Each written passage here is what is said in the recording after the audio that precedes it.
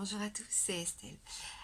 Ça ne vous aura pas échappé, mais ou peut-être oui. En ce mois de mars, l'accent a été donné. Vous savez que début mars, c'est la journée de la femme. Donc l'accent a été donné sur une maladie, l'endométriose.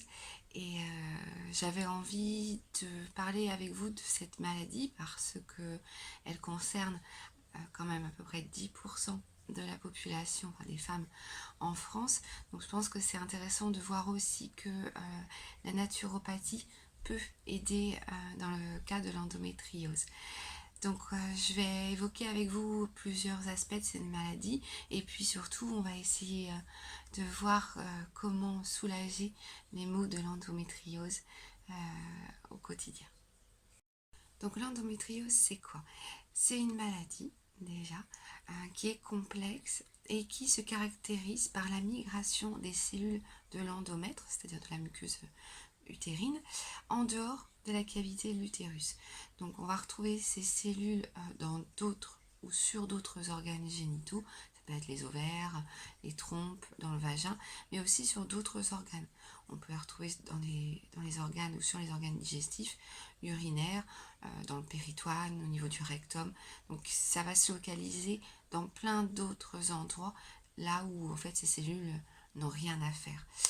La présence en fait de ces cellules hors de l'utérus va engendrer des lésions, des adhérences, même des kystes. Et en fait, ces adhérences, ces kystes vont provoquer des douleurs lors des menstruations. Ce sont des douleurs qui vont être fortes, qui vont être invalidantes. Il peut aussi y avoir des douleurs lors des rapports sexuels et en plus, on peut retrouver des troubles de la fertilité pour ces femmes qui souffrent d'endométriose.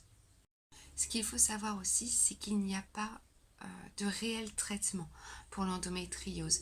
On sait que la chirurgie et l'hormonothérapie peuvent stopper l'évolution de la maladie pendant quelques mois, voire même quelques années, mais ça ne reste pas un traitement définitif.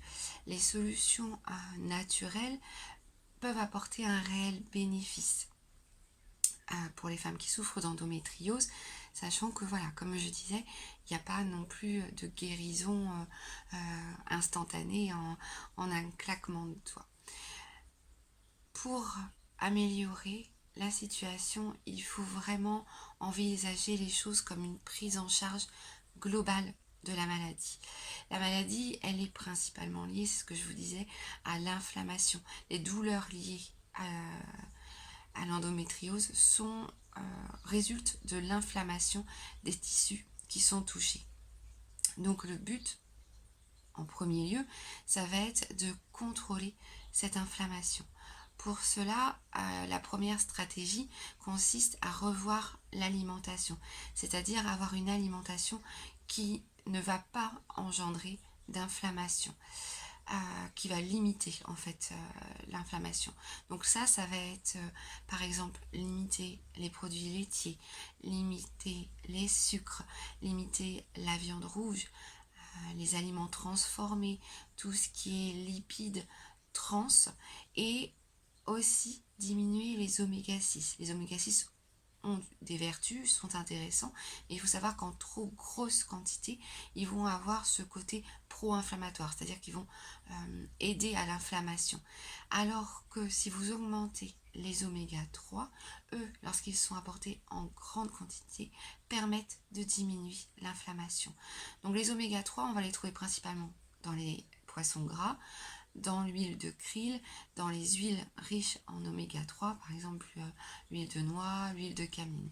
Et on va les retrouver aussi dans les oléagineux, donc tout ce qui est amandes, noix, noisettes.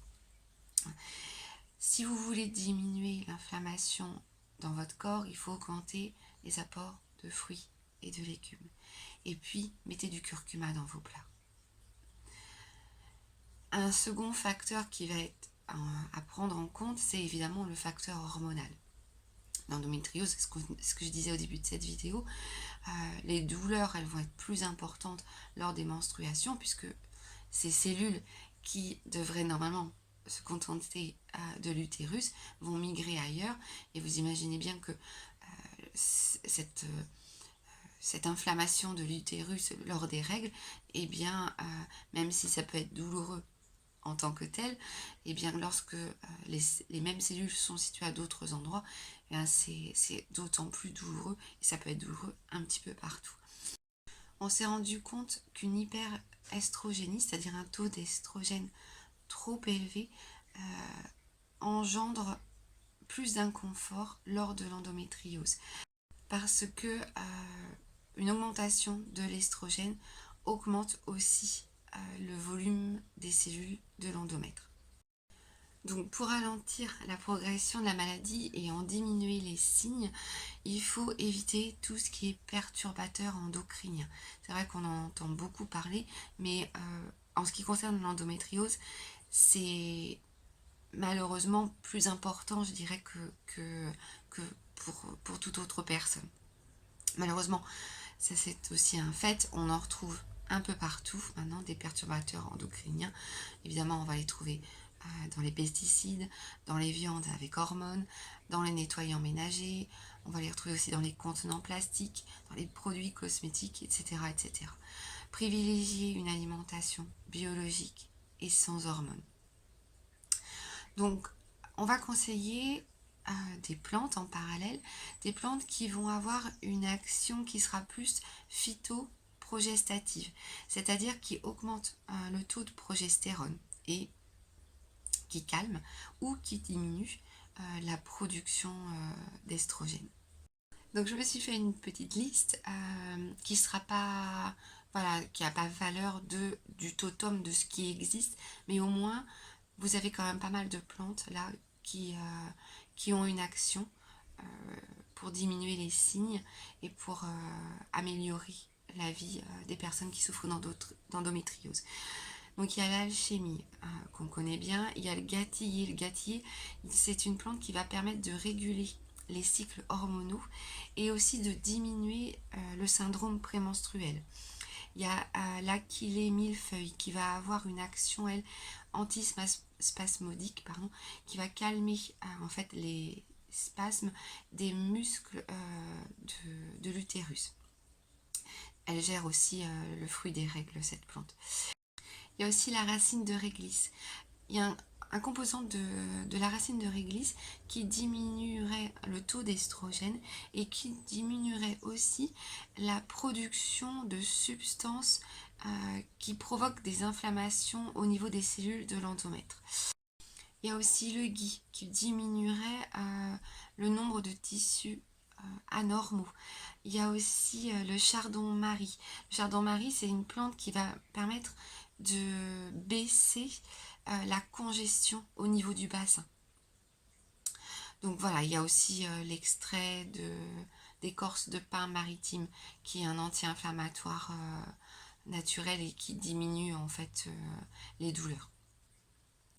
Et puis, donc ça, ce sont les plantes. Il y a aussi tout ce qui est oligo-éléments. Certains oligo-éléments, on s'est rendu compte qu'ils étaient moins nombreux, que les femmes qui souffraient d'endométriose étaient carencées. Et je pense notamment au zinc, qui permet aussi une meilleure synthèse des hormones. Il y a aussi le magnésium, le manganèse, la vitamine B6 qui a une action pour augmenter le taux de progestérone. EPA et DHA aussi sont bénéfiques à la femme atteinte d'endométriose. Il faut savoir aussi que l'endométriose est quand même une maladie qui est épuisante, physiquement comme moralement. Donc il faut aussi apporter de l'aide et notamment, moi je pense à la méditation, à la relaxation. L'ostéopathe aussi a de bons résultats pour justement diminuer les douleurs, diminuer les adhérences aussi peut-être qui peuvent être provoquées par ces cellules qui ont migré un peu partout. Donc il existe vraiment beaucoup de moyens pour apprendre à mieux gérer les douleurs et apprendre aussi à faire en sorte que cette maladie qui vous mine, eh bien elle soit moins présente pour votre morale. Voilà, j'espère que cette vidéo pourra vous apporter des solutions pour soulager vos maux et n'hésitez pas à consulter, que ce soit, comme je vous disais, ostéopathe, sophrologue, naturopathe, pour justement vous aider à supporter mieux cette maladie et à retrouver une vie normale. Prenez bien soin de vous. Je vous souhaite une très belle journée et à très vite.